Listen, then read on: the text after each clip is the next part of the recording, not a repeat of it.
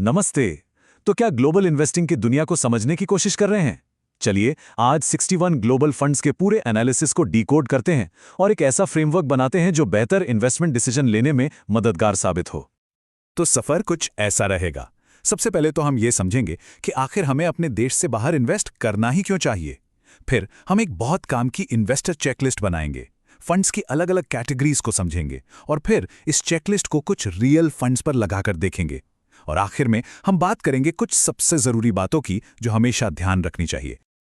तो चलिए सीधे मुद्दे पर आते हैं। आखिर क्यों किसी को अपने निवेश को सिर्फ घरेलू बाजारों तक ही सीमित नहीं रखना चाहिए? देखिए, इसके 3 बड़े फायदे हैं। सबसे पहला है पोर्टफोलियो डाइवर्सिफिकेशन, मतलब सारा पैसा एक ही टोकरी में नहीं रखना। दूसरा, इससे दुनिया की जो तेजी से बढ़ती हुई इकोनॉमीज हैं उनकी ग्रोथ का फायदा उठाने का मौका मिलता है। और तीसरा, ये एक तरह का बचाव है अगर कभी अपने देश के बाजार में कोई बड़ी उथल-पुथल हो तो। और हाँ, एक बात गांठ बांध लीजिए, ग्लोबल इन्वेस्टिंग कोई रातों रात अमीर बनने की स्कीम बिल्कुल नहीं है। ये एक लॉन्ग टर्म गेम है जिसमें धीरे धीरे वेल्थ बनती है। तो इसमें उतरने से पहले कम से कम 5 साल या उससे ज्यादा का नजरिया लेकर चलना बहुत जरूरी है। चलिए अब वो टूल किट तैयार करते हैं, एक ऐसा चश्मा बनाते हैं जिससे किसी भी ग्लोबल फंड को सही तरीके से परखा जा सके। तो सबसे बड़ा सवाल यही उठता है कि इतने सारे ऑप्शंस में से सही ग्लोबल फंड चुने तो चुने कैसे? इसका जवाब हमारी अगली चेकलिस्ट में छिपा है। तो हमारी चेकलिस्ट का सबसे पहला और जरूरी टूल है CAGR, यानी कंपाउंड एनुअल ग्रोथ रेट। अब ये है क्या? आसान भाषा में कहें तो ये हमें बताता है कि किसी इन्वेस्टमेंट ने एक तय समय में हर साल औसतन कितना रिटर्न दिया है। ये किसी भी फंड की पास्ट परफॉर्मेंस को नापने का एक बहुत अच्छा तरीका है। अच्छा, दूसरा जरूरी फैक्टर है एक्सपेंस रेशियो। ये किसी भी फंड को मैनेज करने की सालाना फीस होती है। इसे ऐसे समझिए कि ये मुनाफे का वो छोटा सा हिस्सा है जो फंड कंपनी अपने पास रखती है। जाहिर है, ये जितना कम हो निवेशक के लिए उतना ही बेहतर है।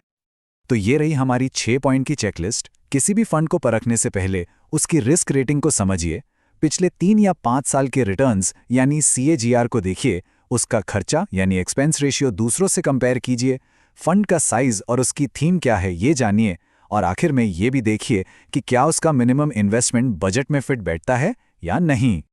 चलिए अब इस फंड मैप की दुनिया में उतरते हैं और देखते हैं कि निवेश के ये रास्ते हमें कहां-कहां ले जा सकते हैं, अमेरिका की टेक कंपनियों से लेकर यूरोप के बाजारों तक। अब ये चार्ट देखिए, ये हमें बताता है कि ग्लोबल फंड्स की दुनिया कितनी बड़ी और कितनी अलग-अलग हैं।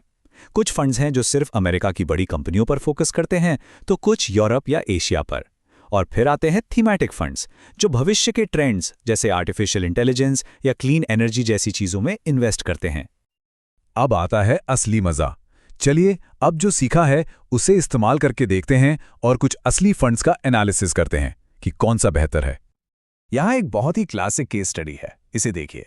एक तरफ है मोतीलाल ओसवाल नैस्डैक 100 जिसका 5 साल का रिटर्न है 22.5% और खर्चा सिर्फ 0.21%। और वहीं दूसरी तरफ है आदित्य बिरला सन लाइफ जिसका रिटर्न सिर्फ 13% है और खर्चा 2% से भी ज्यादा है। और ये जो खर्च का फर्क है ना, ये बहुत बहुत बड़ा है। सोचिए, एक तरफ 0.21% और दूसरी तरफ 2.08%। ये छोटा सा दिखने वाला अंतर लंबे समय में रिटर्न पर जमीन आसमान का फर्क डाल सकता है। 22.5% का रिटर्न सुनने में तो बहुत शानदार लगता है ना, लेकिन एक मिनट, यहाँ एक कैच है।